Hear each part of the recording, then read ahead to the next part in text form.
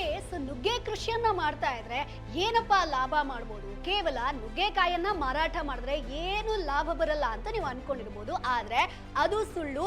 ನುಗ್ಗೆ ಮರದ ಪ್ರತಿಯೊಂದು ಭಾಗದಿಂದಲೂ ಕೂಡ ನೀವು ಲಾಭ ಮಾಡಬಹುದು. ಅದು ಹೇಗೆ ಅನ್ನೋದನ್ನ ಹೇಳ್ತೀನಿ. ಮೊದಲನೇದಾಗಿ ನುಗ್ಗೆ ಎಲೆಗಳಿಂದ ನೀವು ಪೌಡರ್ ಅನ್ನ ತಯಾರಿಸಿಕೊಂಡು ಮಾರಾಟ ಮಾಡಬಹುದು. ಇದಕ್ಕೆ ನಿಮ್ಗೆ ಕೆಜಿಗೆ 300 ರಿಂದ 500 ರೂಪಾಯಿ ಇದೆ. ಆರ್ಗ್ಯಾನಿಕ್ ಸ್ಟೋರ್ ಆಗಿರ್ಬೋದು, ಆಯುರ್ವೇದ ಅಂಗಡಿಗಳಲ್ಲಿ ಇದನ್ನ ನೀವು ಮಾರಾಟ ಮಾಡಿ ಹೆಚ್ಚಿನ ಲಾಭವನ್ನ ಮಾಡಬಹುದು. ಇನ್ನು ಎರಡನೇದಾಗಿ ನುಗ್ಗೆಯ ಬೀಜದಿಂದ ತೆಗೆಯಲಾದಂತ ಆಯಿಲ್ಗೂ ಕೂಡ ಸಿಕ್ಕಾಪಟ್ಟೆ ಡಿಮಾಂಡ್ ಇದೆ ಮಾರ್ಕೆಟ್ ಅಲ್ಲಿ. ಇದಕ್ಕೆ 1.5 ರಿಂದ 2.5 ಸಾವಿರ ತನಕ ಬೆಲೆ ಇದೆ. ಇದನ್ನ ಸ್ಕಿನ್ ಕೇರ್ ಆಗಿರ್ಬೋದು, ಹೇರ್ ಆಯಿಲ್ಸ್ ಆಗಿರ್ಬೋದು, ಕಾಸ್ಮೆಟಿಕ್ಸ್ ಗಳಲ್ಲಿ ಹೇರಳವಾಗಿ ಬಳಸ್ತಾರೆ.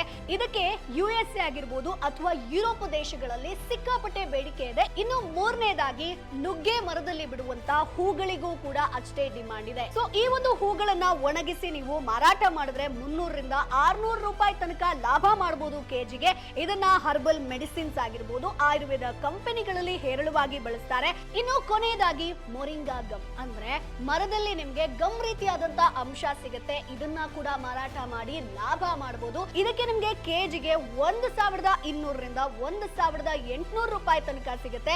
ಇದನ್ನ ಕೂಡ ಕಾಸ್ಮೆಟಿಕ್ ತಯಾರಿಕೆಯಲ್ಲಿ ಯೂಸ್ ಮಾಡ್ತಾರೆ. ಸೊ ಹಾಗಾಗಿ ಕಡಿಮೆ ಬಂಡವಾಳದಲ್ಲಿ ನುಗ್ಗೆ ಮರ ಬೇಗ ಇಳುವರಿಯನ್ನ ಕೊಡುತ್ತೆ, ಜೊತೆಗೆ ಬೇರೆ ಬೇರೆ ಆದಾಯದ ಮೂಲವನ್ನ ಕೂಡ ಕೊಡುವಂತದ್ದು. ಬಾಸ್ ವಾಲಾ, ಬಿ ದ ಬಾಸ್.